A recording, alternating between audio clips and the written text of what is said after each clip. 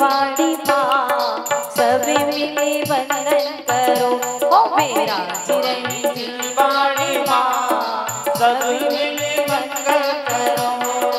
वंदन करो अभिनंदन करो।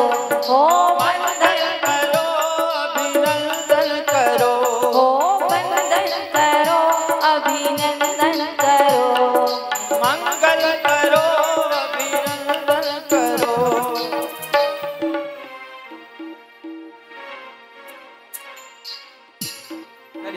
बोलिए गुरु महाराज की जय हो जय हो जय हो। चलिए लाओ अछावर बच्चों से करवाना है, अछावर बच्चों से। विराज रही जिनवाणी माँ सभी मिली वंदन करो। हो विराज रही जिनवाणी माँ सब मिली वंदन करो। वंदन करो अभिनंदन करो। वंदन करो अभिनंदन करो। वंदन करो अभिनंदन करो। वंदन करो अभिनंदन करो। हो विराज रही जिनवाणी माँ विराज रही जिनवाणी माँ सभी मिली वंदन करो। जिनवाणी माँ सब मिली वंदन करो। जिनवाणी मातेश्वरी की वाणी माते शरण में आए हैं। हे जिनवाणी माँ तेरी शरण में आए हैं। चारों गतियों में रुलते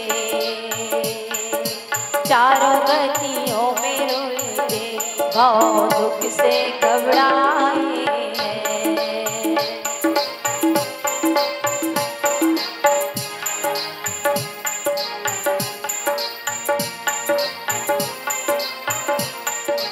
हे जिनवाणी माँ तेरी शरण में आए। जिनवाणी मातेश्वरी की जिनवाणी माँ तेरी शरण में आए हैं। चारों गतियों में रुलते चारों गतियों में रुलते भाव से गुरु महाराज की भगवान के समो शरण की जय हो। तेरी शरण में आए। बैठ जाइए अलग बैठ जाइए। चलो चलो बैठ जाइए सब लोग। बंद करो इसे बस विजय स्थान।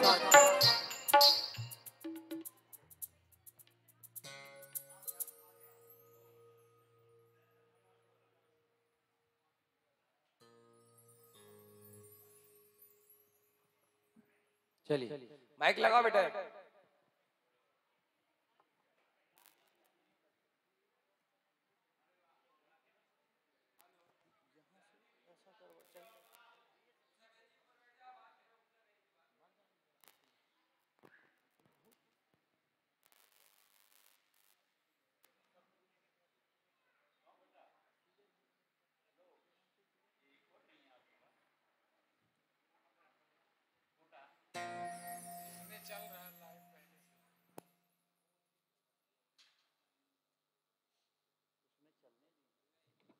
गुरु महाराज की जय।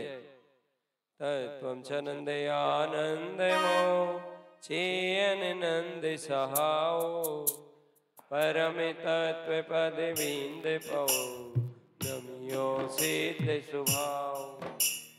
गुरु वे शिव गोपित रे गोपित ज्ञान सहकार धारण करण समर्थ गुरु गुरु संसार निवास। हम जो तौ दिन भर हम वर्धति अर्थ जो भय विनाश भवि जो मुनौ पवन ज्ञान पर जो। बोलो श्री गुरु महाराज की। ओम नमः शिवम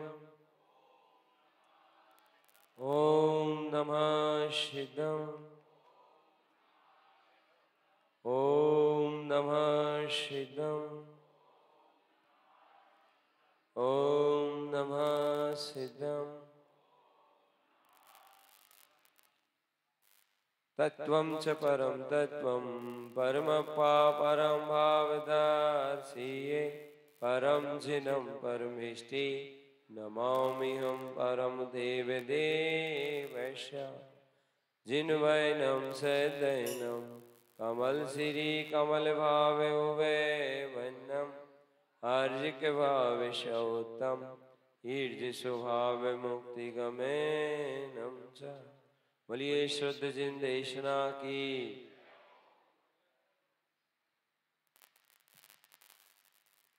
श्री कमलवती जी का स्थाप आज संपन्न हो रहा है। मालारोहण जी, पंडित पूजा जी और कमलवती जी, ये तीसरे नंबर का ग्रंथ है जिसमें सद्गुरुदेव ने कमल स्वभाव की प्रकटता और कमल स्वभाव की अनुमोदना, कमल स्वरूप की अनुमोदना का मार्ग दिखाया है, उपदेश दिया है। कमलवती जी की 32 गाथाओं में ज्ञानम कमल सहावम जिनवैनम सिद्धहनम ये पूरा रूपांतरित उत्पन्न हुआ है। और कमलवती जी की इस छोटे से ग्रंथ में 32 गाथाओं के छोटे से ग्रंथ में करोड़ों शास्त्रों का सार है। बहुत बड़ा जीव मुक्ति का मार्ग का आधार है। कमलवती जी ग्रंथ की जो देशना यहाँ पर चलेगी वो दिन में 4 बार चलेगी। बहुत आनंद आएगा। सवेरे समय के काल में, फिर इतने बजे, फिर दोपहर में, फिर शाम को, इस प्रकार से चलेगी। बहुत अभूतपूर्व आनंद आएगा। आज तो हमारा स्थाप हुआ है। श्री जिनवाणी जी विराजमान हो गई हैं। अब श्री जिनवाणी जी का उपदेश भी प्रारंभ होगा और उस उपदेश के माध्यम से हमारा सबका कल्याण का मार्ग निश्चित बनेगा। इस पंचम काल में भी हम शुद्ध आत्म तत्व की अनुमोदना, शुद्ध आत्म तत्व की आराधना का योग प्राप्त करेंगे। बहुत दिनों के बाद श्री सेमरखड़ी तीर्थ क्षेत्र पर का स्थाप हुआ है और आगे भी बहुत सारी सूचनाएं हमारे पास है कि आगे भी हमें स्थाप करवाना है। भव्य जीवों की हमारे पास खबरें आ रही हैं, उनकी भावनाओं को भी हम संपन्न करेंगे। यहाँ भी आ रही हैं, अन्य स्थानों पर भी हैं, मगर ये अद्वितीय कार्य कमल स्वभाव को खिलाने का। कमलवती जी ग्रंथ के स्थाप से, कमलवती जी ग्रंथ जी के पाठ से और कमलवती जी ग्रंथ के तिलक से कमलवत दशा का प्रसाद प्राप्त होता है। कमलवत दशा का प्रसाद प्राप्त होता है। जिस तरह कमल कीचल में निर्लेप और न्यारा रहता है, कीचल से जुदा भिन्न रहता है, उसी तरह कमल सम हमारी आत्मा हो जाती है। कमल समान हमारा आत्मा द्रव्य कर्म, भाव कर्म, नौकर्म आदि से निर्लेप और न्यारा हो जाता है और समस्त कर्मलों से भिन्न अपनी परम पारणामी शुद्ध चेतना का अनुभव करता है। इस ग्रंथ के स्थाप वांचन तिलक से हमें यही आशीर्वाद मिलने वाला है, यही प्रसाद मिलने वाला है। अभी हमने जूम ऐप पर श्री कमलवती जी का स्थाप किया था श्रावणवती एकम को और पर्युषण पर्व के बाद उसका तिलक हुआ है। उस ग्रंथ के पूरे स्थाप वांचन और तिलक से हमें कमल सम दशा की अनुभूति प्राप्त हुई, क्योंकि इस ग्रंथ में यही पूरी दशा का वर्णन किया गया है। इस दशा को कैसे प्रकट किया जाता है ये पूरा राज खोला गया है कमलवती जी में। तो जो भी महानुभाव कमलवती जी के स्थाप से जुड़ रहे हैं, 4 दिवसीय इस वांछना से जुड़ रहे हैं, वो सारे के सारे भव्य जीव कमलवती जी की वांछना और देशना में कमलवत दशा का आशीष प्राप्त कर सकते हैं। ये कमलवत दशा कैसी होती है उसको मैं 4 संक्षिप्त में बता देता हूँ। कमलवत दशा का मतलब होता है, थोड़ा ध्यान से सुनिएगा, ये अद्भुत शक्ति जो अंदर से प्रकट होती है, और अनुमोदना करिए। कमलवत दशा का प्रकट होने का अर्थ हो जाता है जब किसी प्रकार का कोई कर्म का उदय आता है या कोई प्रतिकूलता सामने खड़ी होती है तो प्राय करके मनुष्य की ये मान्यता होती है ये प्रतिकूलता चली जाएगी तो मैं सुखी हो जाऊंगा। ये जो विपरीतता चल रही है मेरे जीवन में तो मैं इसके शांत होने पर मुझे शांति मिलेगी, सुख मिलेगा। और ये प्रतिकूलता जब तक बनी रहेगी, किसी भी प्रकार की प्रतिकूलता या किसी भी तरह का कर्म का उदय, किसी भी तरह सही हो, वो टल जाएगा, दूर हो जाएगा, खत्म हो जाएगा, तभी मुझे जाके शांति मिलेगी। ऐसे प्राय करके अज्ञानी जीवों की मान्यताएं हैं। क्योंकि अज्ञानी जीव जो होते हैं वो मन के आधार से सोचते हैं, और मन के आधार से सोचने वाला व्यक्ति संयोगों के अधीन होता है। याद रखना मेरी इस बात को, बहुत ध्यान से समझिएगा। मन के आधार से चलने वाला, मन से चलने वाला, ज्ञान से हीन व्यक्ति, ज्ञान से हीन आत्मा, मन के आधार से चलने वाला संयोगों के अधीन होता है। संयोगों के अधीन होने से मतलब हो जाता है कि उस जीव का सुख और उस जीव का दुख, उस व्यक्ति की हंसी या उस व्यक्ति की रुलाई, सब संयोग के अधीन होती है। जैसा संयोग होता है वैसे ही वह व्यक्ति होता है। अगर संयोग प्रतिकूलता रूप है तो उस व्यक्ति का मन भी प्रतिकूल होगा। जैसे कि असाता का संयोग, जैसे कि रोगादि का संयोग, रोग का असाता का संयोग होता है, तो उस रोग के और असाता के संयोग में वह जीव कष्ट का अनुभव करता है। और मान लो मन शरीर आदि में निराकुलता है, स्वस्थ है, तो ये साता का संयोग बोलते हैं। इसको समझिएगा ना, इसको संयोग बोलते, इसको स्वभाव नहीं बोलते। ऐसे समझ में नहीं आएगा। फूल में खुशबू उसका स्वभाव होता है, फूलों में जो खुशबू होती है वो उसका स्वभाव होता है। और इत्र के द्वारा अगर कोई व्यक्ति अपने वस्त्र में इत्र लगाता है तो वो स्वभाव नहीं है, वो संयोग है। आगे समझे? वस्त्रों से जो खुशबू महसूस होती है, वस्त्रों में इत्र लेपित करने पर जो सुगंध महसूस होती है, वो वास्तव में सुगंध है, उन वस्त्रों का स्वभाव नहीं है, उन वस्त्रों के साथ सुगंधों का संयोग है। तो जिसका संयोग होता है उसका वियोग हो जाता है। नियम ऐसा है। उस वस्तु का वियोग नहीं होता जिसका कभी संयोग ना हो, और जिसका संयोग हुआ है उसका वियोग होता ही। तो संसारी व्यक्ति, संसारी अज्ञानी आत्मा संसार के हिसाब से ईश्वर विचार करता है, सोचता है। और कमल बत्तीसी का अर्थ ये हो जाता है कि दुख टले या न टले, सुख बढ़े या न बढ़े, अनुकूलता हो या न हो, प्रतिकूलता मिटे ना मिटे, थोड़ा ध्यान से नहीं, अनुकूलता मिटे या ना मिटे, दुख मिटे या ना मिटे, प्रतिकूलता मिटे या ना मिटे, उसके बाद भी जिसको ज्ञायक दशा प्रकट हो जाए उसका नाम कमल बत्तीसी।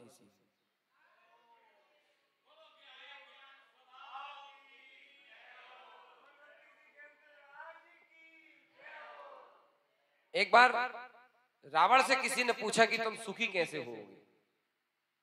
रावण ने पूछा कि सीता मुझे मिल जाए तो मैं सुखी हो जाऊंगा। इधर रामचंद्र जी से पूछा कि तुम कैसे सुखी होगे? तो रामचंद्र जी ने ये नहीं बोला कि रावण के घर से सीता मेरी वापस हो जाए तो मैं सुखी हूं। ये सम्यक चिंतन का नजरिया। रावण ने ये नहीं बोला कि मेरी सीता राम के घर से, रावण के घर से वापस आ जाए तो मैं सुखी हो जाऊंगा। तो फिर रामचंद्र जी से पूछा कि फिर सुखी कैसे होगी? रामचंद्र जी ने बोला संयोगों से अगर मेरी दृष्टि हट जाए तो मैं सुखी हो जाऊंगा। क्योंकि संयोग के जो अधीन है, संयोग के जो अधीन है वही चतुर्गति संसार में भटकने के लिए पराधीन है। और संयोग है मगर संयोग पर दृष्टि जिसकी नहीं है, क्या समझ आया? संयोग है किंतु संयोग पर दृष्टि जिसकी नहीं है, संयोग से भिन्न जो अपने को ज्ञान मात्र अनुभव करता है, ज्ञान मात्र जानता है, ज्ञान मात्र महसूस करता है, वही जीव समकिति जीव कहलाता है। और उसी को कमल बत्तीसी का आशीर्वाद और प्रसाद प्राप्त होता है। दिल से भावना भाई, अपनी अपनी भूमिका अनुसार प्रसाद मिलेगा। जो जिस भूमिका में बैठा है उसको उस भूमिका का प्रसाद मिल जाएगा। सिर्फ इतना सा प्रसाद कि हे भगवान, क्योंकि हमारे भीतराग धर्म में, परमात्मा के दरबार में, सदगुरु सतपंच परमेष्टि के क्षेत्र में संयोग टाले नहीं जाते, संयोगों से नजरें हटाई जाती। याद रखना इस बात को। हमारे पंच परमेष्टि के मार्ग में संयोगों को बदला नहीं जाता, संयोगों को टोड़ा मरोड़ा नहीं जाता, संयोगों को दोषारोपण नहीं किया जाता, संयोग के अधीनता से हटाकर स्व समय के अधीन करके स्व समय शुद्धात्मा में दृष्टि स्थापित कर संयोगों के ज्ञायक और साक्षी हुआ जाता है। राजा रामचंद्र जी से पूछा, आप सुखी कब होंगे? कह लगे संयोग से मेरी दृष्टि हट जाएगी, मैं सुखी हो जाऊंगा। फिर किसी व्यक्ति ने पूछा, क्या आप भी रावण की तरह पूर्ण रूप से दुखी हैं? ध्यान से सुनना, बहुत ध्यान से सुनना, मैं बहुत बड़ी बात बोलने जा रहा हूं। क्या आप भी रावण की तरह से पूर्ण रूप से दुखी हैं? राजा रामचंद्र जी कहते हैं, दुनिया के नजरों में दुनिया को यह मालूम है सीता मेरी है, मैं बताऊं सुखी मैं कैसे हूं? रावण रामचंद्र जी पूछते हैं, दुनिया को यह मालूम है, दुनिया के नजरों में यह है कि सीता मेरी है, किंतु उसके बाद भी मेरी मानता मुझसे यह कहती है कि मेरा कोई नहीं, मैं तो चेतन राम हूं, इसलिए मैं बोलो इसलिए मैं, क्या विचित्र बात है यार। सारे लोग ये बोलते हैं कि सीता राम की है, राम का अंतःकरण बोलता है मेरा कोई नहीं, मैं तो सबसे भिन्न, संयोगों से भिन्न, ज्ञाता दृष्टा एक अखंड अविनाशी चेतन आत्मा। और विचित्रता देखो, विचित्रता कितनी विचित्रता है। रावण कहता है कि पूरी दुनिया ये कहती है कि सीता राम की है, रावण कहता है सीता रावण की है। कितना दुखी है। अरे कौन किसका होगा और कौन किसका नहीं होगा ये तो समय बताता है, मगर यहाँ कोई किसी का नहीं होता। जो संयोग जुड़ता है वो वियोग में बदल जाता है, संयोग का स्वरूप ही वियोग में होता है, किंतु एक बार अगर स्वभाव का संयोग हो जाए तो कभी वियोग नहीं होता है।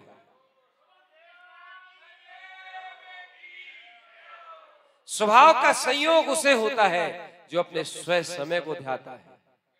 स्वभाव का संयोग समझते, पर्याय में स्वभाव का संयोग होना, स्वभाव की अनुभूति होना, स्वभाव का प्रकट होना, इसको संयोग बोलते हैं, इसको स्वभाव का संयोग बोलते हैं। तो स्वभाव यानी जो मेरा अनादि निधन भीतराग स्वभाव है, जो मेरी भीतराग अनादि निधन चेतना है, ऐसे भीतराग अनादि निधन चेतन सत्ता का अनुभव, वेदन हो जाना, अनुभूति हो जाना, ये स्वभाव का प्रकट होना है। और रागादि भाव जो है वो संयोग रूप है, उनका वियोग हो जाना, इसी का नाम कमलवती सी। राजा रामचंद्र जी से पूछा, आप क्या चाहते हो? रामचंद्र जी ने कहा, बस कुछ नहीं चाहता हूं इसीलिए तो सुखी। ये क्या गजब की बात है, फिर से सुनना, कुछ नहीं चाहता हूं इसीलिए तो सुखी हूं। विभीषण पूछने लगे, वो कैसे? रामचंद्र जी कहते हैं कि जब कुछ चाहते हैं उस समय हम अपने ज्ञान में नहीं होते, अपने ज्ञायक में नहीं होते, अपनी चेतना में नहीं होते।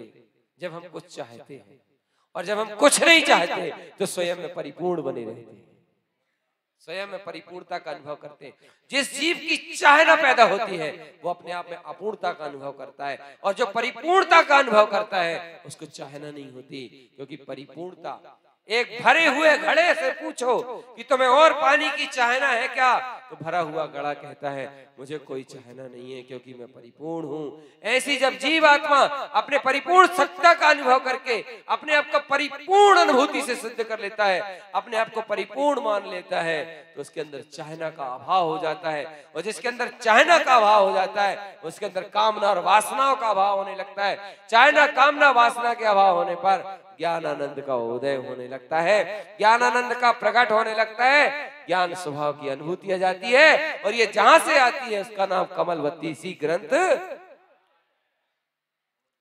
जिसने यह स्थाप करवाया वो पांडे परिवार है ना। आप लोग बोलो बोलो बोलो बोलो, नहीं समझ में आया? सब लोग बोलते क्यों नहीं? किसने कराया? जिस परिवार ने कराया वो कौन सा परिवार है?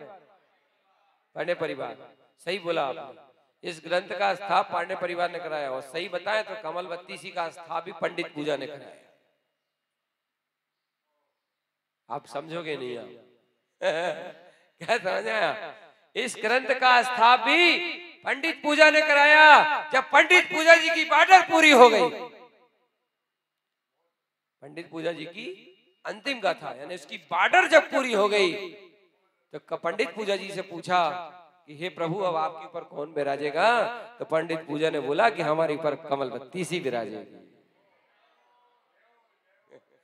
पंडित पंडित के द्वारा होने वाली पूजा, पंडित के द्वारा होने वाली पूजा, और उस पूजा के बाद जो उसके ऊपर जो विराजमान होगी, क्योंकि मालारोहण पंडित पूजा कमल बत्ती सी, इसका नाम कमल बत्ती सी है, इसको बोलते कमल बत्ती सी। इनके परिवार ने जब मेरे से पूछा कि अपने को कौन से ग्रंथ का स्थाप करना चाहिए, उस समय मेरे मन में यही विचार आया। मैंने 14 ग्रंथ खोले तो पहला ग्रंथ निकला मालारोहण। जब मैंने 14 ग्रंथ खोले तो पहला ग्रंथ निकला मालारोहण, और जब दूसरा ग्रंथ खोला तो निकला पंडित पूजा। मन में ख्याल आया पंडित यानी पंडित, पंडित यानी पाणे, और पाणे के ऊपर विराजी कमल बत्ती सी। अब तो बोल तो जाए।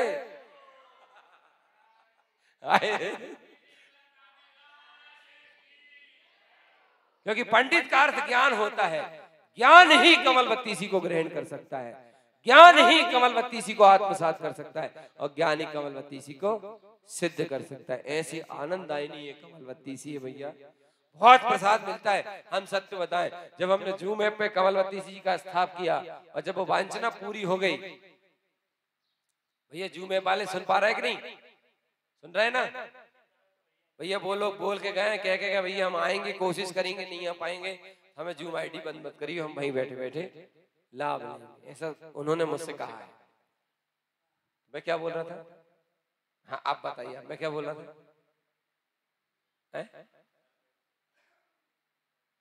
हाँ बताइए, जूम ऐप के पहले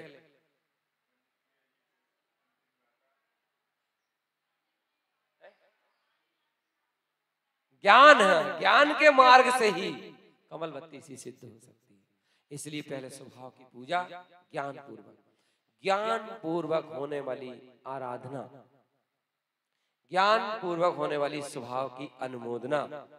लिख लीजिए आप ये सूत्र, क्योंकि आप चर्चा में बैठेंगे ना सवेरे की, दोपहर की, शाम की, तो उसमें पूरा रहस्य खुलेगा, पूरा रहस्य उद्घटित होगा। 5-5 गाथाओं का एक दिन में वांचन करेंगे। 5 का 8-8 गाथाओं का वांचन एक दिन में कर पाएंगे, तब तो 32 होंगे 4 दिन। तो उस समय आपको ये सूत्र ध्यान रखना है। तो ज्ञान पूर्वक स्वभाव की अनुमोदना, ज्ञान पूर्वक स्वभाव की अनुभूति, ज्ञान पूर्वक स्वभाव का आश्रय, इसका नाम कमल बत्ती सी। और पंडित यानी ज्ञान होता है, ज्ञान यानी पंडित होता है। तो ऐसी कमल बत्ती सी की आराधना करेंगे। अभी हम सब लोग आपको भोजनों के लिए यहाँ से विदाई देंगे।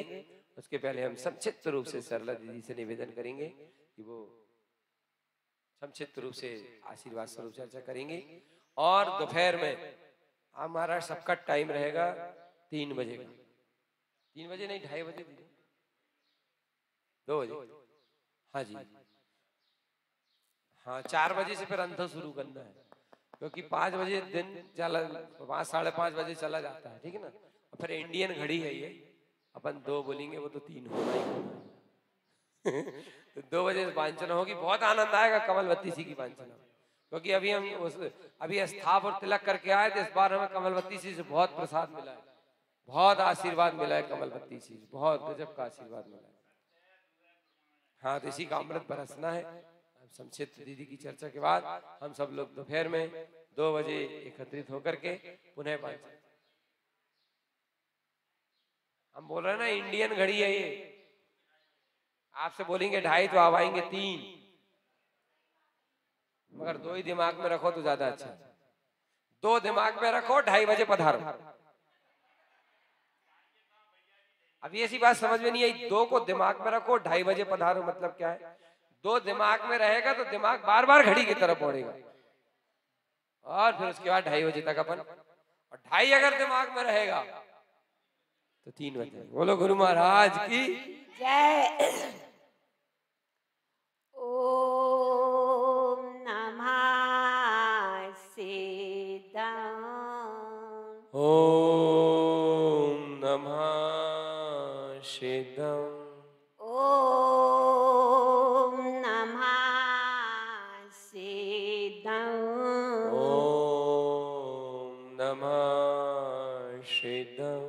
ओम नमः सिद्धाय। ओम नमः सिद्धम। जिनेंद्र परमात्मा की शुद्ध देशना को शुद्धता पूर्वक आत्मसात कर हम समस्त भव्य आत्माओं के लिए भी संसार सागर से पार होने के लिए मार्ग दर्शाया है। सद्गुरुदेव एक आत्म साधक आत्मा का अनुभव करने के बाद उन्होंने चहुं ओर से पुत्र, उनका पुत्र नहीं समझना, चहुं ओर से मान्यता को दूर करते हुए श्रद्धा में आए हुए त्रिकाली परम तत्व परमात्मा का ज्ञान करने के लिए, स्वभाव को जानने के लिए जो प्रयास उन्होंने पंडित पूजा ग्रंथादिराज में किया, मान्यता को चहुओर से हटाते हुए कमलवती सी जी में तत्वं च परम तत्वम, एक तत्व मात्र का वेदन किया। ऐसे तत्व को उन्होंने परम भाव दर्शिए परम भाव में दर्शन किया। उसकी बात यहाँ है। हे भव्य आत्माओं, जो परम तत्व का अनुभव परम भाव में गुरु महाराज ने किया, वह परम तत्व परमात्मा हम सब भव्य आत्माओं के अंतरंग में है। सबसे पहले इसकी खुशी आनी चाहिए कि गुरु महाराज ने जिसका अनुभव किया है वो मेरे पास है। अगर इसकी खुशी होगी ना, इसका अगर श्रद्धान होगा ना, तो पक्का पक्का पक्का समझना कि परम भाव में वह मुझे भी दर्शन देगा। पर याद रहेगी ना कि वो इस देह रूपी देवालय में परम तत्व परमात्मा, जिसे परम जन्म परमेष्टि कहते हैं। किसे कहते हैं? जो अपने अंतरंग में है उसी को कहते हैं परम। ये परम वो ही है जिनेंद्र, वो ही है परमेष्टि। भैया इतना पक्का रखना कि इस देह रूपी देवालय में वो परम जैन परमात्मा वीतराग स्वरूप है। अगर ये है कि सुकृति अंतरंग से आएगी तो समझ लो जैसे बालक माँ को पुकारता है तो माँ चली आती है, ऐसे ही अपन कहेंगे है। ये उसको पर्याय में लाने का उपाय है भैया, शुभ कीर्ति है। और उसे पुकारने के लिए ज्यादा कुछ नहीं करना। एक गुरु महाराज की चरण शरण में आ गए हैं, गुरु महाराज से कह दो, गुरु महाराज जो आपने पाया वो ही मुझे चाहिए है। पक्का है? चाहिए है हृदय से। जो भावना भाव का भाएगा, भावना भाव विनाशनी। भावना जो भाएगा अपने अंतरंग में है, श्रद्धा से उसे पुकारेंगे तो अपने को भी आत्मा का अनुभव होगा। तो समझ लो ये कमलवती सी अपना सुनना सार्थक हो जाएगा, जीवन सफल हो जाएगा, पहले के कर्म खिल जाएंगे और आगे कर्म नहीं बनेंगे, परमात्मा का अनुभव होगा। बोलिए श्री गुरु महाराज के जय हो, जय हो, जय हो। इसके बाद परिक्रमा करेंगे अपन लोग और उसके बाद मंगल आरती करके सभी लोग भोजनशाला में भोजन प्राप्त करेंगे और करेक्ट सभी लोगों को उपस्थित होना है तत्व चर्चा में, ठीक है ना। बोलो गुरु महाराज की जय। स्तुति जिनवाण। शाम को मंत्र जब प्रारंभ होगा 7 बजे से 7 से 8, 1 घंटा बहुत संगीतबद्ध मंत्र जब चलेगा, मंत्रोच्चारण। उसके बाद फूलना है या फिर मंत्र जब थोड़ा पहले कर सकते हैं, अब शाम को जैसा होगा हम बता देंगे। फूलना होना जरूरी है क्योंकि फूलना के हिसाब से ही हमने ब्रजेश भाई को बुलाया और इतना आनंद आएगा फूलना में आपको। भैया एक है दोपहर में चर्चा कौन करेगा, डिक्लेयर कर दो। हाँ, दोपहर की तत्व चर्चा में प्रारंभ करेंगी हमारी बाल ब्रह्मचारिणी उषा बहन जी, उसके बाद फिर हम आ जाएंगे। आप बोलो गुरु महाराज की। एक सूचना, जो खुरई से आए हैं ना, वो मन बना के आए हैं, अस्ताप में आएंगे। हमने किसी से कहा नहीं है, पर हमने मन को परखा है और तिलक में आएंगे। उन सबसे निवेदन है, अकेला तिलक और वांचन कौन सुनेगा, इसलिए अधिक से अधिक जाएं और वांचना को भी सुनने के लिए 3 दिन का समय निकाल के आ जाएं। बोलो श्री गुरु महाराज की जय। फूलना में जो इस बार संगत दी गई है वो बहुत गजब की संगत है, क्वालिटी है। ब्रजेश जी जो आए हैं यहाँ पर, जो आर्गन भी बजाते, तबला भी बजाते और गाते भी, बहुत नंबर 1 की क्वालिटी वाले कलाकार हैं। और यहाँ पर वीडियो कैमरा रिकॉर्डिंग हो रही है, जिसका वॉइस रिकॉर्डिंग बिल्कुल क्लीन होगी। आप कभी भी आज से 50-100 साल बाद देख सकते हैं। और पूरा लाइव प्रोग्राम जा रहा है यहाँ से लाइव। 350 क्या बोलते हैं सब्सक्राइबर, हाँ सदस्य हैं इनके, ब्रजेश भाई के, उनके चैनल पे जाएगा। अपने यूट्यूब पे जा रहा है, अपना यूट्यूब जो सिद्धार्थ जिंदेसना नाम से, और जूम ऐप पे भी जा रहा है। ये बहुत, यानी यहाँ जितने लोग हैं समोसरण में, उससे कई गुना ज्यादा लोग इस चैनल के माध्यम से और जूम ऐप के माध्यम से देखेंगे। और फूलनाव का अमृत, फूलनाव का आनंद जो हमें छोड़ना नहीं है, सभी को प्राप्त करना है। बोलिए गुरु महाराज की जय हो, सिद्धार्थ देव की। स्तुति करेंगे, स्तुति के बाद परिक्रमा, परिक्रमा के बाद आरती। जिन वाणी के ज्ञान से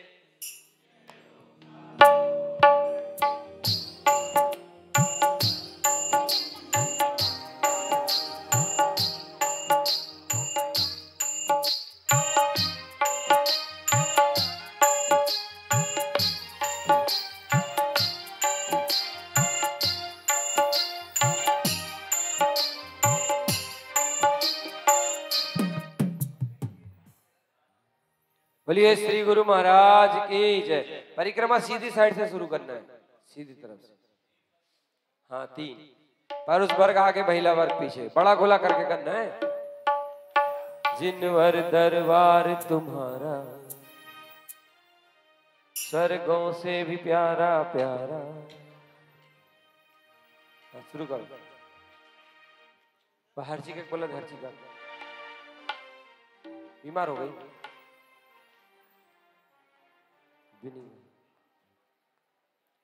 चलिए बड़ा मंत्र पढ़ेंगे।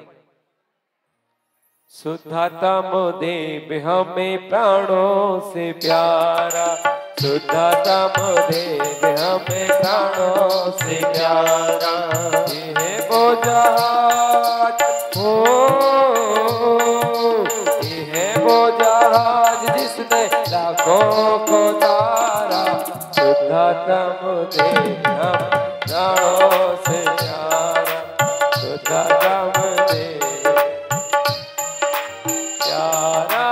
ओम श्रीयम अरिहंत सर्वज्ञम सेत सेतम ध्रुवम। जयम स्वयं जयम जयम होते पांचम जयम। ओम श्रीयम अरिहंत सिद्ध सिद्धम ध्रुवम जयम स्वयं जयम जयम उत्तपान ओम ह्रीयम श्रीयम अरहत सर्वज्ञम सिद्ध सिद्धम ध्रुवम जयम स्वयं जयम जयम उत्तपान जयम ओम ह्रीयम श्रीयम अरिहन्ते सर्वज्ञं सिद्ध सिद्धं ध्रुवं जयं सोऽयं जयं जयं उत्पन्नं जयम् ओम ह्रीयं श्रीयं अरिहन्ते सर्वज्ञं सिद्ध सिद्धं ध्रुवं जयं सोऽयं जयं जयं उत्पन्नं जयम् शुद्धात्म देव हमें प्राणों से प्यारा शुद्धात्म हमें प्राणों से प्यारा ये वो है जहाँ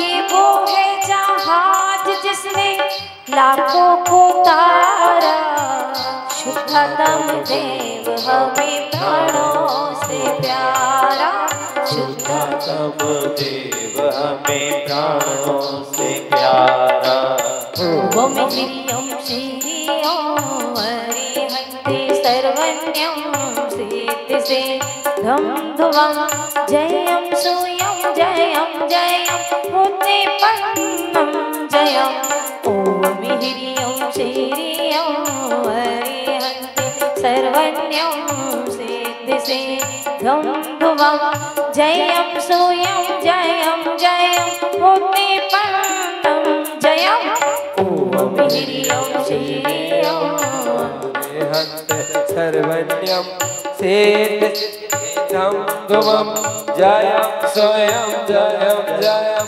उत्पन्नं जयम् ओम ह्रीयं श्रीयं अरिहन्ते सर्वज्ञं सिद्ध सिद्धं ध्रुवं जयं स्वयं जयं जयं उत्पन्नं जयम् ओम ह्रीयं श्रीयं अरिहन्ते सर्वज्ञं सिद्ध सिद्धं ध्रुवं जयं स्वयं जयं जयं उत्पन्नं जयम् ओम ह्रीयं श्रीयं अरिहन्ते सर्वज्ञं सिद्ध सिद्धं ध्रुवं जयं स्वयं जयं जयं उत्पन्नं जयम् ओम ह्रीयं श्रीयं अरिहन्ते सर्वज्ञं सिद्ध सिद्धं ध्रुवं जयं स्वयं जयं जयं उत्पन्नं